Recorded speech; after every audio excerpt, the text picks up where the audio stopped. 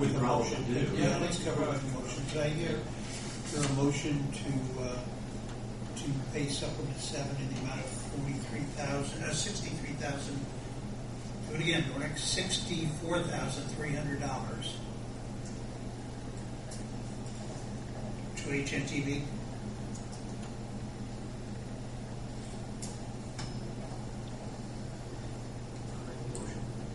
Second.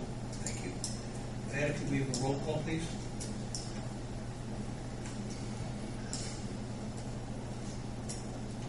Ken Dornick, Yes. Doug Fry, Yes. John Schmallenberg, Yes. Darrell Poling, Yes. Lowell Rufflick. Yes. Just, I think we need to make some clarification on it. What we're talking about in supplement 7 was some additional expenses, quite a few dollars of additional expenses that HNTV incurred in this process. A lot of it had to do with the overpayment of the TIF monies and the fact that everything was put on hold with that. And then the TIF committee itself put things on hold for another couple of months. So HNTV's process has been dragged out for probably another 14 months over and above what was originally planned on. And in the course of that, there were a number of other meetings that were not planned on originally. As Lowell alluded to before, the $64,000 is probably half of what HNTV had asked for. This is something that's been in discussion since last October, and we just need to get it put in bed. There were costs incurred through no fault of their own or ours, just a series of situations that came up. So I just wanted to get that out there. So we have a motion and approved on that. I'm going to wait for Gary to come back on the Tim Corden's invoices. As I recall, they were about $8,000 or $9,000. And they covered his period of time from January through the end of March, as I recall.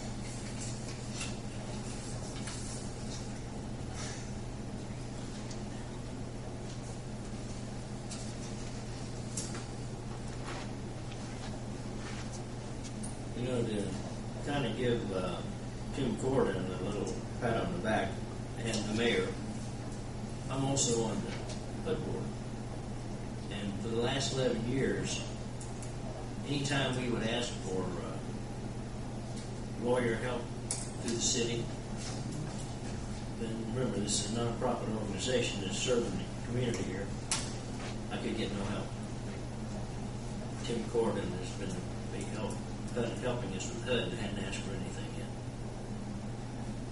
I don't know how anybody else feels, but I go along with it. I've been very impressed with, of course, we're picking them a fee, obviously. Oh, sure. But I've been very impressed with the help that I've gotten from them, and very impressed. Yeah, the city paid the other attorneys a fee too, but when it comes to having in a situation with HUD, they want to present us with a bill also. But Ford has not. No. He's willing to help.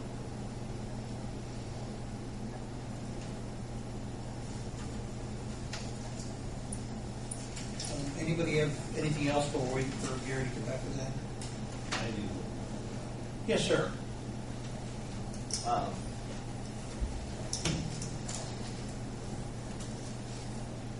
As of late yesterday, your RFP for this project is on the NDOT website, out for advertisements. We have to have a selection process we follow through for the construction inspection engineering service. I was fortunate enough today to get to spend a whole day at NDOT training. I brought you a little bit of literature. It's now a very involved process. get with each of you is a copy of the checklist that we now have to perform as the LPA, or local public agency, in this case the city of Greensburg. That has to be followed as far as the steps, the 18 steps. You'll notice the next page we have a selection review checklist that has to be completed and furnished to NDOT. And then to give you an idea of what is involved, there's a sample scoring sheet. What we are requesting from all the consultants is a letter of interest. They come before a selection committee that has to be yet to be determined who it will be included. And you have to score each of the firms that make the submittal. NDOT wants 3, they prefer 5 on this committee. I really don't have any direction as to how you're going to form your committee, who's going to be involved in the committee. I think you're all aware that the project is kind of switching from yours to the Board of Works being involved throughout the construction process, so I don't know. It's just, I want you to think about it. It's a rather lengthy and involved process to get it completed, and we need to get it done in a pretty short time frame. What can we do? Well, I think this group, possibly the Board of Works, the mayor, we're going to have to sit down and determine who your selection committee is going to be. If you're going to choose to put 5 people on this committee, the letters of interest will be here by May the 20th, 4 o'clock in the afternoon. They'll be here a week before the next meeting. That's already been sent out? It was posted as of yesterday afternoon, so it's out there and it's available, and it'll start generating interest.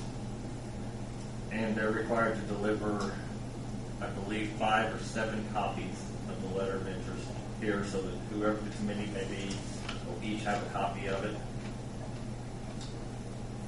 We have to go through the scoring procedure. There's numerous ways to do it. With a project of this magnitude, I would say you would probably review the letters of interest. You're probably going to receive several. Are you talking about from the contractors? No, from the consultant that will do your construction inspection in the engineering firm. I reread your letter, and I'm still confused. Okay, ask away. What are we going to put a 5-member team to do? To select an engineering firm to do your construction, engineering, and inspection. All this they've done is no good, huh? They have done what they call preliminary engineering. They have developed the project. When you get to the point that the contract is ready to go to letting, you have to go through this whole selection process. This didn't exist 5 years ago. This is the state helping you simplify the process to make it easier. Oh. Mark, we'd also use that same committee to choose actual construction firm then? No, you do not choose your That's construction NDOT does firm. that? NDOT will put that out for bids based on price. This has to be done based strictly on quality-based selection, and that's what the little brochure is about. And when did you say those letters of interest would be back? They'll be here May the 20th is the deadline date. 2 weeks from today. And what's the deadline for selecting?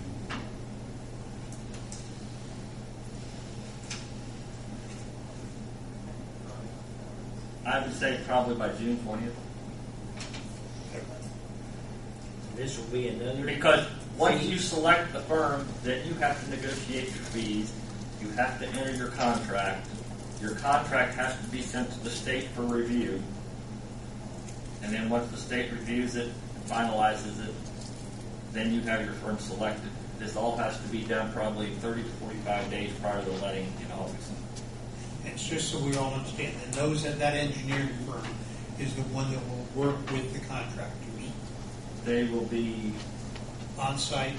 on site whenever there's construction occurring. They'll have inspectors on site throughout the entire project, probably multiple people on site.